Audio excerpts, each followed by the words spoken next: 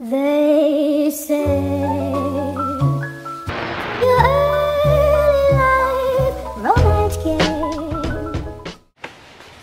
Alright guys, today we're going to be doing a MazdaSpeed Dizzy engine teardown, getting it ready for Matt. He's going to be going after some big records this year, next year with the built engine. So stay tuned and watch the build.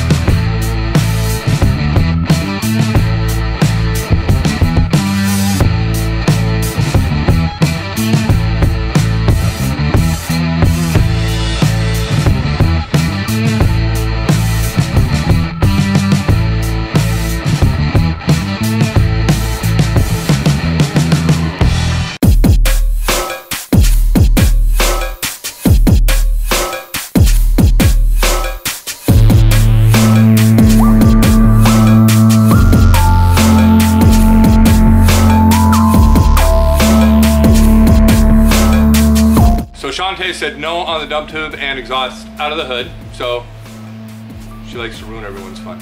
We got the engine torn down. We're going to be running everything over to the machine shop, getting it assembled, and we're going to be doing the video on the install and tuning. We'll have a full spec sheet ready for everyone when we get ready. Thanks guys.